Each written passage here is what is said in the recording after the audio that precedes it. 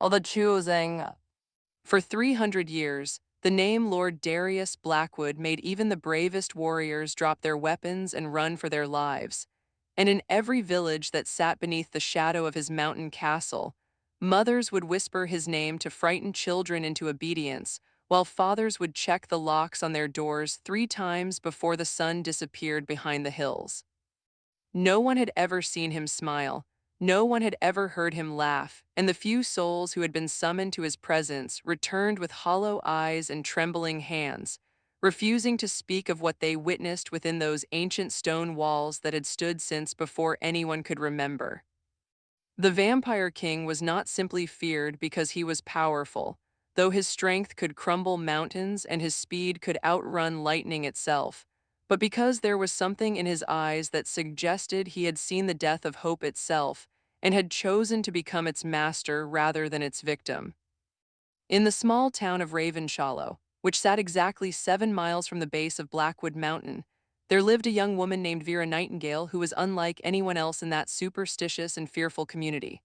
While other girls wore soft pastels and bright flowers in their hair, Vera dressed in flowing black dresses that swept the ground like shadows given physical form, and she lined her eyes with dark colors that made her pale skin appear almost ghostly in the dim light of cloudy days. Her lips were always painted the color of dried blood, and silver rings decorated her fingers like armor against a world that had never quite known what to do with her. The townspeople called her strange, called her odd, called her a witch behind her back and sometimes even to her face. But Vera simply smiled at their cruelty and continued walking through their streets with her head held high, because she had learned long ago that the opinions of small minds could only hurt you if you allowed them space inside your heart. Vera worked in the old bookshop at the edge of town, a crumbling building filled with dusty volumes that no one ever seemed to want to buy, and she spent her days surrounded by stories of monsters and magic, of love that conquered death and courage that burned brighter than any flame. The shop belonged to an elderly woman named Agnes, who was the only person in Ravenshollow who had ever shown Vera genuine kindness, and together they would drink tea made from strange herbs and discuss the mysteries of the universe, while the rest of the town went about their frightened, ordinary lives. Agnes often told Vera that she was destined for something greater than this small existence, something that would shake the very foundations of the world they knew. But Vera would always laugh and shake her head because she had stopped believing in destiny the day her parents had abandoned her on the church steps when she was only 7 years old. The choosing ceremony happened once every 50 years, and it was the event that the entire kingdom dreaded more than plague or famine or war, because on this night the vampire king would descend from his mountain and select a bride from among the mortal population. No one knew why he required a mortal bride since vampires were immortal and had no need for heirs, and no one knew what happened to the women he chose because none of them were ever seen again after they passed through the iron gates of his castle. Some said he drained them of blood on their wedding night. Others whispered that he kept them locked in dungeons where they slowly went mad from loneliness and darkness. But regardless of the theories, every family with an unmarried daughter lived in terror as the 50-year cycle drew to its inevitable close. On the morning of the choosing, Vera woke to find the town in chaos, with mothers frantically trying to make their daughters appear plain and undesirable while fathers packed bags and prepared to flee into the surrounding forests. There was no escape, of course, because the Vampire King's magic could find any soul within 100 miles, but fear made people do irrational things, and Vera understood that the illusion of action was sometimes the only comfort available to the powerless. She dressed herself carefully that morning, choosing her finest black gown with its delicate lace collar and her most dramatic jewelry. And when Agnes asked her why she was making herself beautiful on such a cursed day, Vera simply replied that she refused to let fear change who she was, even if that person was about to be potentially selected for a fate worse than death. The ceremony took place in the town square at midnight, and every unmarried woman between the ages of 18 and 30 was required to attend under penalty of having their entire family put to death. Vera stood among 200 other trembling girls, but while they wept and prayed and clutched each other for support, She simply stared at the darkness beyond the torchlight and waited with a calm that she did not entirely understand. There was something inside her, something that had always been there but had grown stronger with each passing year, that whispered this moment was meant to happen, that everything in her life had been leading to this single point in time. And though she did not believe in destiny, she could not deny the strange peace that had settled over her heart like a blanket made of shadows. Lord Darius Blackwood arrived without sound or warning, simply materializing from the darkness as if he had always been there and they had simply been too blind to see him. He was taller than any man Vera had ever encountered, with shoulders broad enough to block out the moon and hands that looked capable of crushing stone without effort. His hair was black as a raven's wing and fell past his shoulders in waves that seemed to move even when there was no wind. And his face was beautiful in the way that dangerous things are often beautiful, all sharp angles and perfect symmetry and lips that had never learned how to soften into a genuine smile. But it was his eyes that captured Vera completely, eyes the color of old blood and burning embers, eyes that held 300 years of loneliness and rage, and something else that she could not quite identify, but that called to the darkness she carried within her own soul. He walked through the crowd of women like they were nothing but shadows themselves, barely glancing at the delicate beauties who had spent hours preparing themselves to either attract or repel his attention, and the townspeople watched in confused silence as he passed by girl after girl without pause. Vera stood near the back of the group, almost hidden behind a particularly tall daughter of the blacksmith, but somehow his eyes found her immediately, cutting through the crowd like a blade through silk, and for a single moment that stretched into eternity, they simply stared at each other across the distance. She did not look away, she did not tremble, she did not cry or beg or pray, and something in his ancient face shifted almost imperceptibly, something that might have been surprise or recognition or the first stirrings of an emotion he had not felt in centuries. The Vampire King walked directly to her, and the crowd parted before him like the sea before a great ship. And when he stood before Vera, he did something that no one had ever seen him do before in all his long and terrible existence.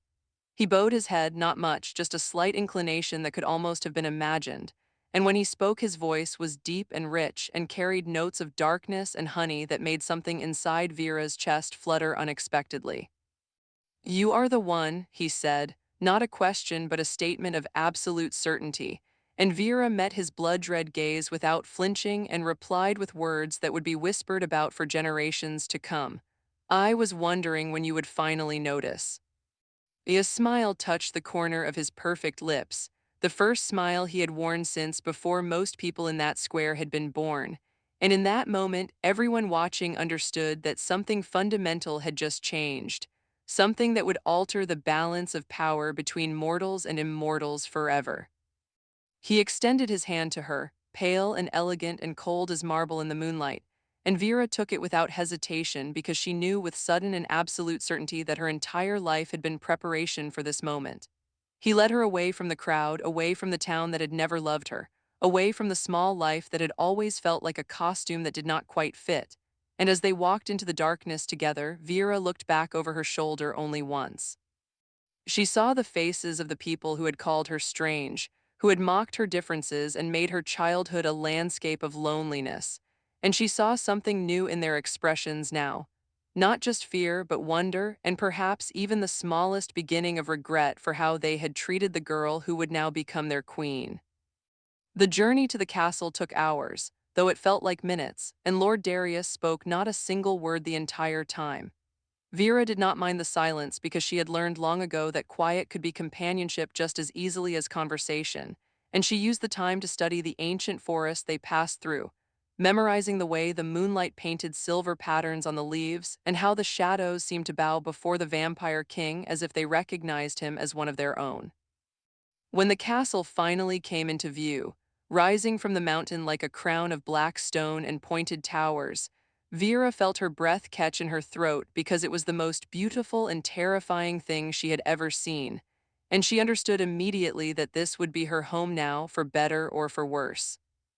They entered through gates that screamed on ancient hinges, and servants materialized from the shadows to take her cloak and offer her refreshments she did not want.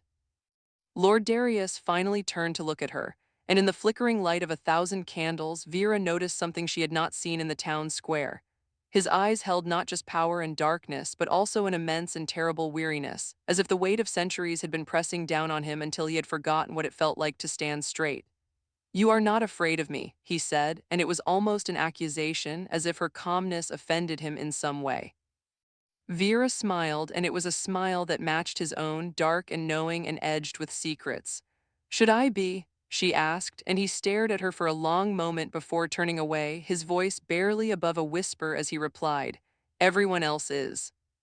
That first night, Vera was given a suite of rooms larger than the entire bookshop where she had spent her happiest days, with windows that looked out over a garden of dead roses and furniture that must have cost more than everyone in Ravenshollow earned in a decade.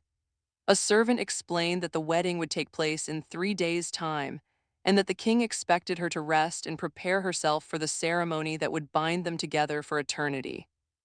When Vera asked what happened to the previous brides, the servant's face went pale and she hurried from the room without answering, leaving Vera alone with her questions and the unsettling feeling that she had stepped into a story much darker than any she had ever read in her beloved books. She spent hours exploring her new rooms, finding dusty journals and ancient artifacts and portraits of women who had come before her, brides who smiled out from their canvases with eyes that held secrets Vera desperately wanted to understand.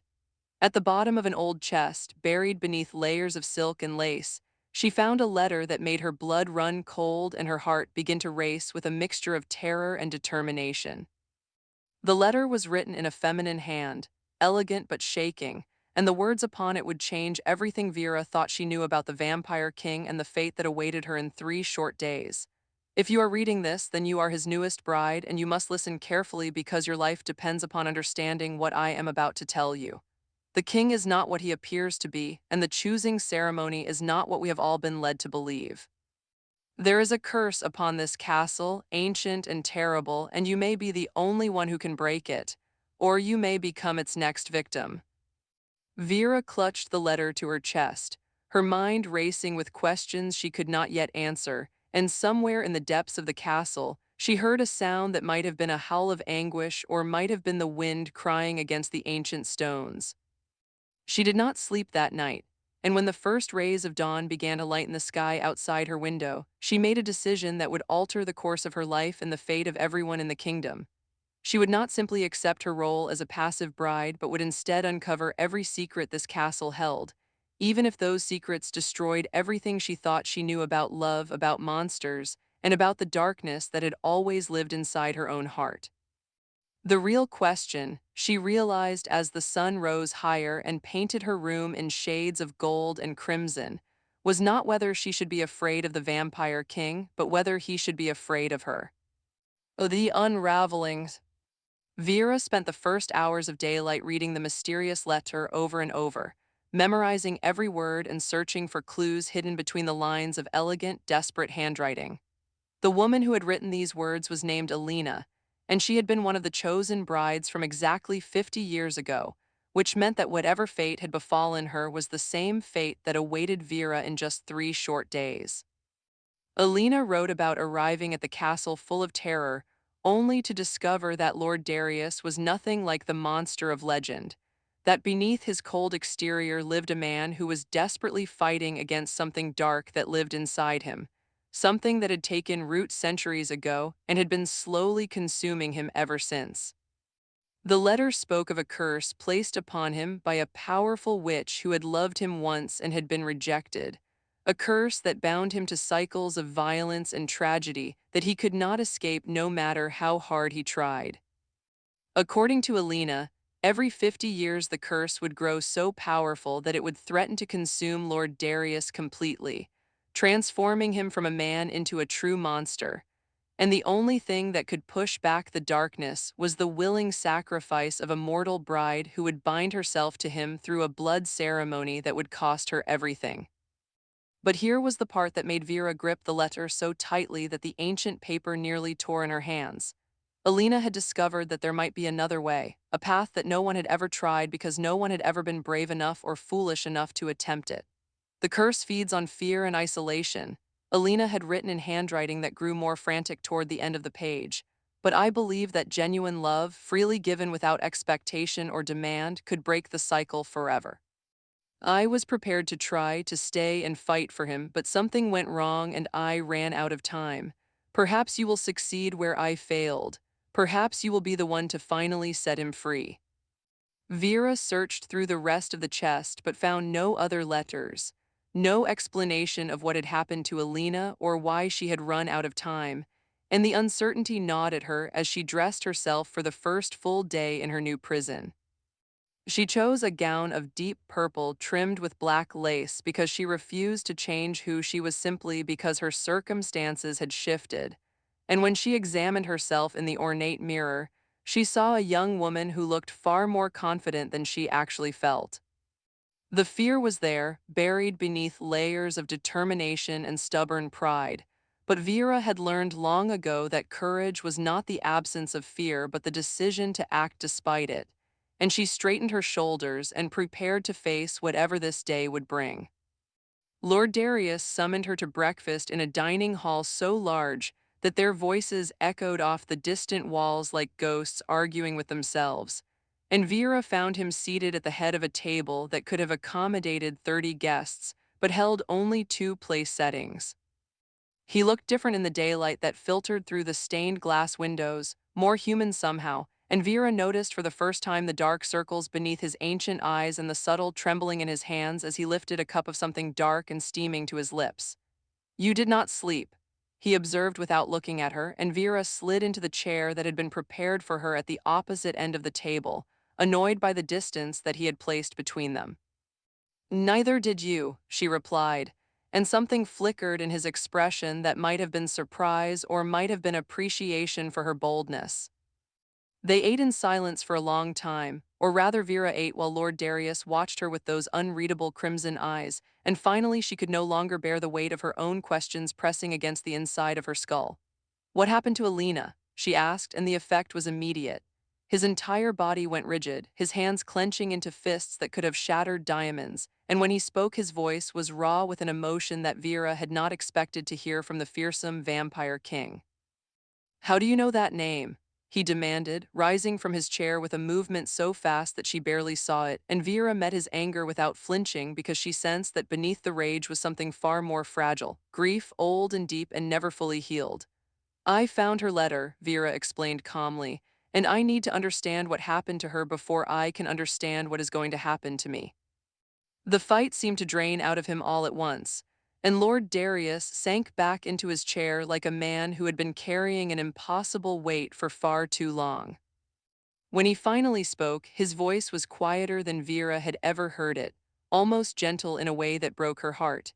"Alina was the first bride who ever saw me as more than a monster, and for a few brief weeks I allowed myself to believe that perhaps the curse could be broken, that perhaps I did not have to spend eternity alone in this prison of stone and shadow.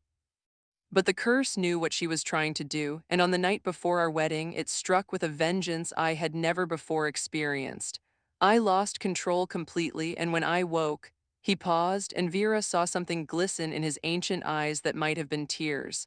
"When I woke, she was gone. I do not know if she escaped or if I—" Well, he could not finish the sentence, but Vera understood what he was trying to say, and for the first time since arriving at the castle, she felt genuine fear creep into her heart.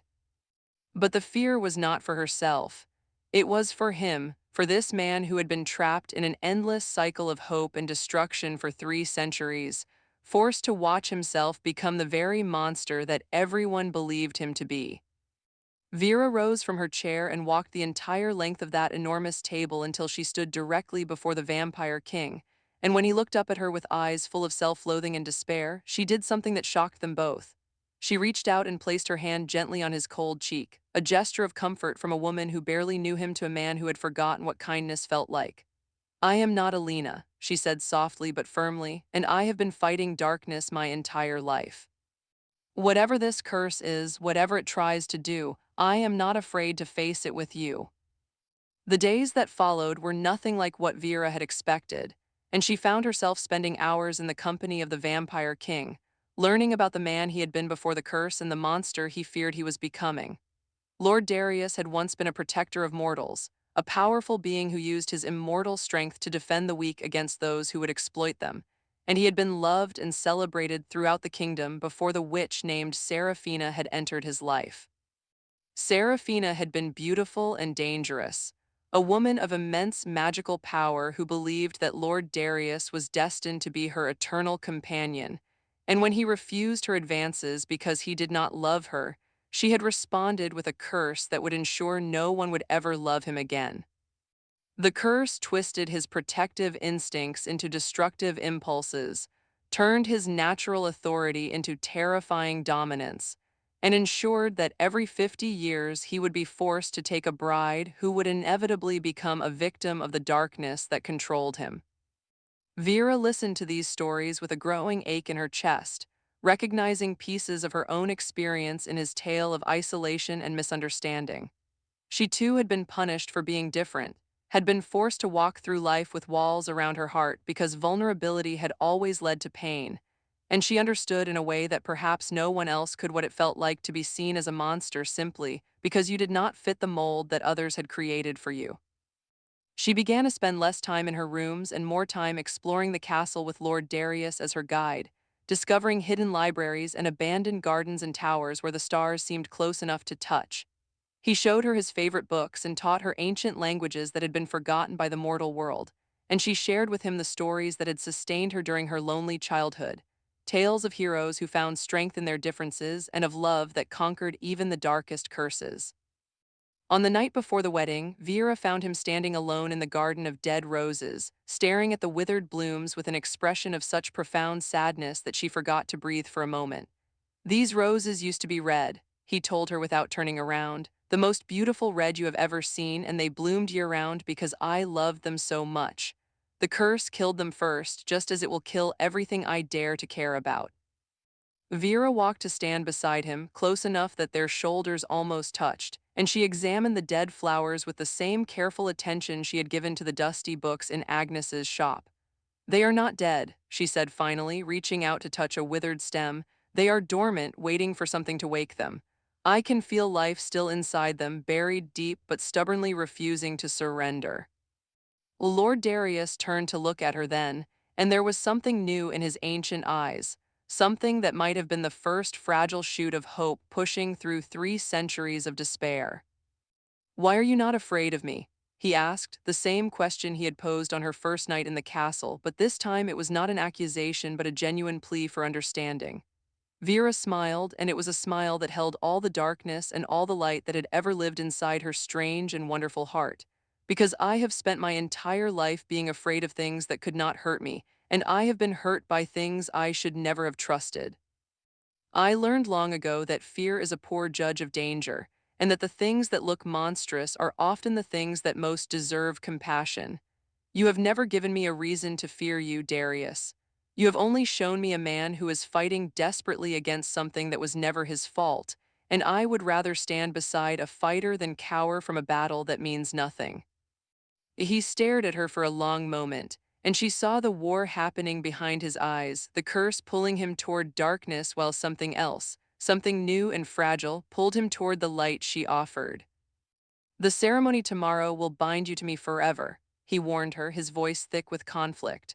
"Once the ritual is complete, there will be no escape, no annulment, no way to undo what has been done. You will be mine until the end of time itself, and I cannot promise that I will always be the man you see standing before you now. The curse is strong, Vera, stronger than you can imagine, and if it takes control." He could not finish the sentence, but she understood what he was trying to say. "Then we will face it together," she replied simply, "because that is what partners do, and that is what we are going to be, whether the curse likes it or not." The wedding ceremony was nothing like the terrifying ritual that Vera had imagined, but instead was a simple and beautiful exchange of vows spoken in the ancient language of Lord Darius' ancestors, words that promised protection and partnership, and a love that would endure beyond the boundaries of mortal understanding. Vera wore a gown of black silk that Agnes had secretly sewn for her years ago, claiming that every woman should have one perfect dress waiting for the moment when her life would change forever. And Lord Darius wore formal attire that made him look less like a monster and more like the noble protector he had once been. The servants watched from the shadows, and Vera could have sworn she saw hope in their tired eyes, hope that perhaps this time would be different, that perhaps this strange Goth girl from the village would succeed where so many others had failed. When the ceremony was complete and they were officially bound together as husband and wife, Lord Darius leaned close to Vera and pressed his cold lips against her forehead in a gesture of such unexpected tenderness that she felt tears prick at the corners of her eyes. "Thank you," he whispered, "for seeing me instead of the curse." Vera smiled up at him, her heart full of emotions she was only beginning to understand, and she replied, "Thank you for giving me something worth fighting for." They stood together in the candle-lit hall, bound by ancient words and fragile hope, and for a single perfect moment it seemed that everything might actually be okay, that love really could conquer darkness, and that Vera had finally found the home she had been searching for her entire life. But curses do not surrender quietly, and as Vera lay in her bed that night, listening to the unfamiliar sounds of the castle settling around her, she heard something that made her blood run cold. A voice, soft and feminine and dripping with malice, whispering from the shadows in the corner of her room. "You think you can break what I have created." The voice laughed, and Vera sat up in bed to see a figure forming from the darkness itself, a woman of terrible beauty with eyes like frozen emeralds and a smile that held no warmth at all. "Alina thought the same thing," Serafina said as she fully materialized, "and look how that ended." Vera opened her mouth to scream for help, but no sound emerged, and she realized with growing horror that the witch had silenced her completely. "I have watched you these past days," Serafina continued, moving closer with footsteps that made no sound, "and I must admit that you are more interesting than the others. But I cannot allow you to interfere with my curse, not when I have worked so hard to make my dear Darius suffer as he made me suffer. So I am going to give you a choice. Leave now and never return, abandoning your new husband to the darkness that will eventually destroy him, or stay and discover exactly what happens to foolish mortal girls who think they can fight forces beyond their comprehension." Vera could not speak, could not move, could not even breathe as the witch's power pressed against her from all sides, but she felt something stirring inside her, something that had been sleeping her entire life and was finally beginning to wake.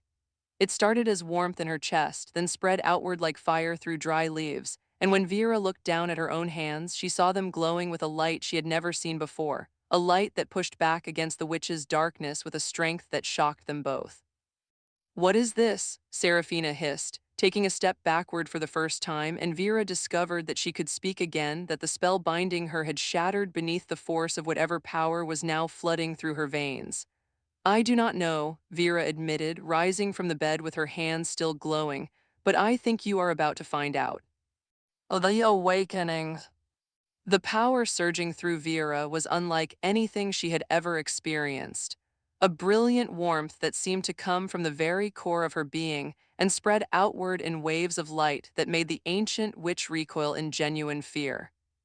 Serafina's beautiful face twisted with rage and confusion as she threw dark magic at Vera, bolts of pure shadow that should have ripped a mortal apart, but each attack dissolved harmlessly against the shield of light that now surrounded the young bride like armor made of captured sunlight. Vera did not understand what was happening to her, did not know where this power had come from or how to control it, but she understood instinctively that this was something that had always been waiting inside her, something that her lifetime of being different had been preparing her to receive. "Impossible," Serafina snarled, retreating toward the shadows from which she had emerged. "You are nothing but a mortal, a common girl from a common village. How can you possibly possess such power?" Vera looked at her glowing hands and felt the answer rise up from somewhere deep in her memory, from stories that Agnes had told her about her mysterious origins and hints that Vera had always been too afraid to fully explore. "I am not common," she said slowly, the truth becoming clearer with each word she spoke. "I have never been common. My mother was not simply a woman who abandoned her child on church steps.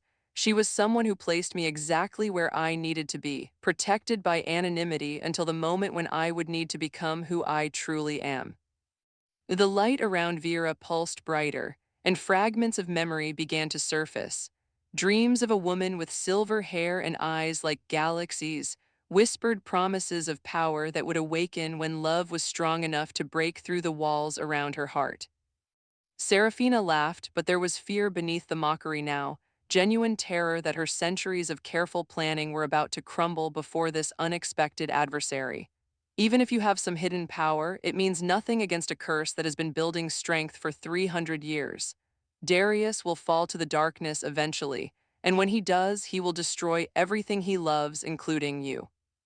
The witch gathered her power for another attack, but before she could strike, the door to Vera's chamber burst open and Lord Darius appeared, drawn by the magical disturbance that had echoed through every stone of his ancient home. He saw Vera standing bathed in light, he saw Serafina ready to attack, and something in his expression shifted from confusion to understanding to a rage that Vera had never seen before. You, he said to the witch, and his voice was the voice of judgment itself, cold and absolute and terrifying even to the immortal sorceress who had once believed she controlled him completely. 300 years you have tormented me, forced me to hurt innocence, made me believe I was nothing but the monster you created. But you never expected this, did you? You never imagined that someone would actually love me enough to break through your curse. He moved to stand beside Vera, and when he took her glowing hand in his, something extraordinary happened. His own power, dark and ancient and terrifying, began to merge with her light, creating something new, something that had never existed before, a perfect balance of shadow and radiance that was stronger than either element alone. Serafina screamed in fury and unleashed every ounce of dark magic she possessed, a tidal wave of shadow that could have destroyed an army, but Lord Darius and Vera stood together against it, their combined power forming a barrier that the witch could not penetrate no matter how desperately she tried.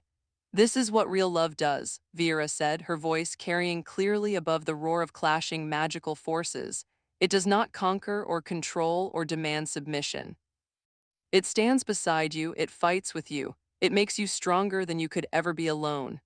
She thought of Agnes, who had shown her kindness when no one else would, and she thought of every book she had ever read about heroes who found strength in connection rather than isolation, and she let those memories fuel the power that continued to grow inside her like a star being born. The battle raged through the castle, destroying centuries-old furniture and cracking ancient walls, but Vera and Darius never faltered, never let go of each other's hands, never stopped believing that together they could defeat the darkness that had controlled their lives for so long. Serafina began to weaken, her power draining away as the combined light and shadow magic pushed against her with relentless force. And for the first time in 300 years, Vera saw something in the witch's eyes that was not cruelty or rage but naked terror. Please, Serafina gasped, falling to her knees as her carefully crafted curse began to unravel around her. I only wanted him to love me. I only wanted to not be alone anymore. Please do not destroy me. Vera felt Lord Darius's grip tighten on her hand, felt the dark hunger for revenge that had been building inside him for centuries, and she understood that this moment would define everything that came after. She could destroy Serafina completely, erase her from existence as punishment for all the pain she had caused, and no one would blame her for it. But that was not who Vera wanted to be, and it was not the lesson she wanted to teach the man she was beginning to love. Darius, she said softly, and when he looked at her with eyes that still burned with ancient rage, she continued, Revenge will not heal what she broke inside you. It will only create more darkness, and we have both had enough darkness to last an eternity. As she saw him struggling with her words, saw the war between justice and mercy playing out across his beautiful, tormented features, and she waited with patience she had learned from years of being an outcast, years of wanting to strike back at those who hurt her and choosing kindness instead. Finally, Lord Darius exhaled a breath he had been holding for 3 centuries and loosened his grip on the power that could have annihilated his tormentor. You are right, he said, and Vera heard the cost of those words in the roughness of his voice, the sacrifice of the vengeance he had dreamed of for so long. He looked down at Serafina, broken and defeated at their feet, and spoke with a calm authority that carried more weight than any threat could have. Your curse is broken, and you will leave this place and never return. If you choose to continue down the path of darkness, that is your decision, but know that we will be waiting, and next time there will be no mercy to save you. Serafina looked up at him with eyes that held something complex and shifting, and Vera thought she saw the briefest flicker of genuine regret before the witch gathered her remaining power and vanished into the shadows from which she had come. The aftermath of the battle left Vera exhausted in a way she had never experienced before, drained of the mysterious power that had surged through her during the confrontation, and Lord Darius carried her to their shared chambers with a gentleness that seemed impossible for someone so strong. He laid her on the bed and sat beside her, watching her face with an expression that Vera could not quite read but that made her heart beat faster despite her weariness.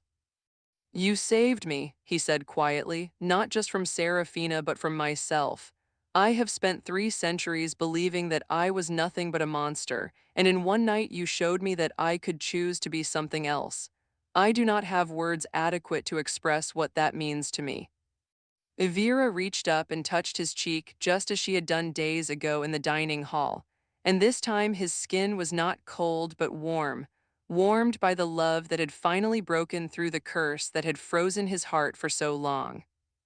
In the days and weeks that followed, the kingdom transformed around them in ways that no one had dared to imagine possible. Word spread that the Vampire King was no longer a figure of terror but a protector once again, and people who had spent generations hiding from his shadow began to emerge and rebuild their lives without fear.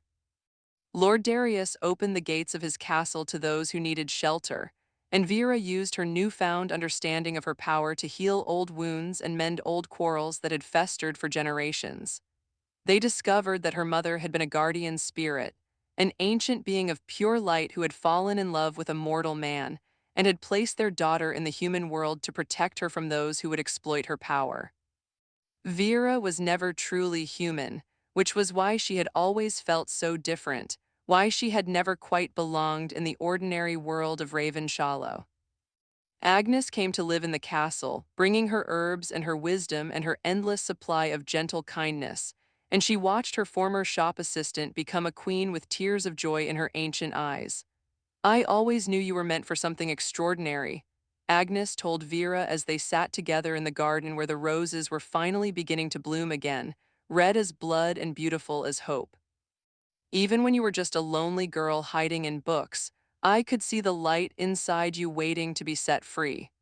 Vera embraced the old woman who had been the closest thing to a mother she had ever known, and she whispered her gratitude for every moment of kindness that Agnes had shown her during those difficult years. Lord Darius and Vera ruled together for many years, and their reign became legendary not for terror but for compassion, not for power but for wisdom, not for the darkness they had conquered but for the light they had chosen to share with everyone who needed it. They took in outcasts and misfits, those who had been rejected by society for being different, and they built a community where uniqueness was celebrated rather than punished.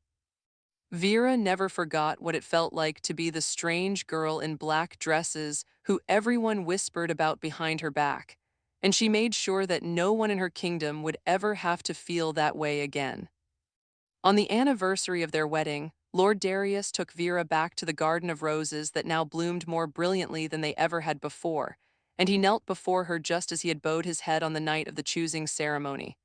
"I spent 300 years waiting for you," he told her, "though I did not know that I was waiting. Every moment of suffering, every night of loneliness, every battle against the darkness inside me was preparation for the gift of loving you. You taught me that monsters are not made by curses but by the choices we make, and you gave me the courage to choose differently."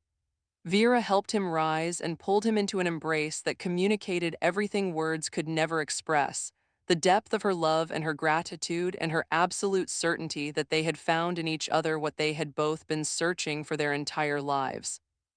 The village of Ravenshollow eventually renamed itself in Vera's honor, becoming Vera's haven, a place where those who felt they did not belong could find acceptance and community.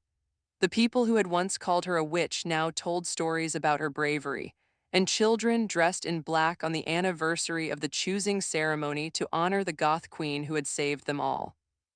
Vera smiled when she heard these stories, amazed by how quickly fear could transform into admiration when given the chance, and she used each tale as an opportunity to teach the lessons that had shaped her own life.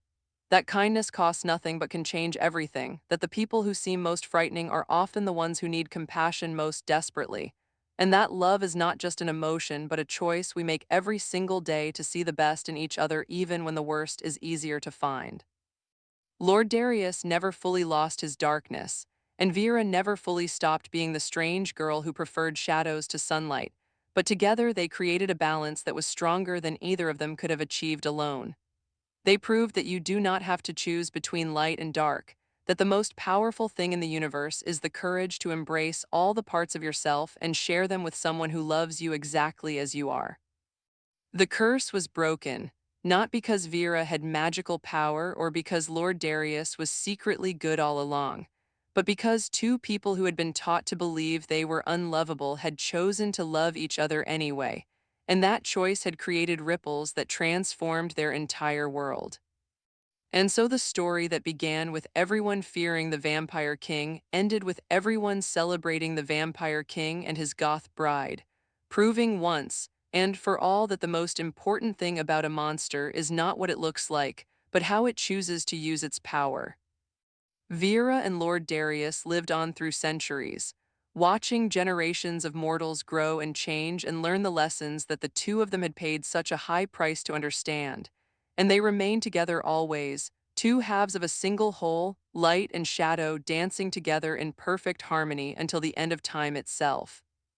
The castle on the mountain still stands today, or so the legends say, and if you listen carefully on quiet nights when the moon is full, you can hear music drifting down from its towers. The sound of two people who found each other against all odds dancing together in a ballroom that once knew only sorrow but now knows only joy. The roses in the garden never stop blooming, red as blood and beautiful as hope, and travelers who pass by always feel a strange sense of peace, as if the very stones of the mountain have been touched by a love powerful enough to heal even the deepest wounds. And Vera, the strange girl who dressed in black and lined her eyes with darkness, the outcast who never belonged anywhere, finally found her home in the arms of a monster who was never really a monster at all, just a man who had been waiting 300 years for someone brave enough to love him.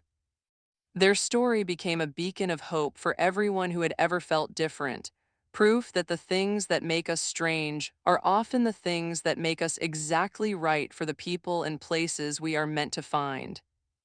The end is only the beginning, they would tell visitors who came to the castle seeking wisdom, because love is not a destination but a journey, and the greatest adventure is learning to be truly known by another soul.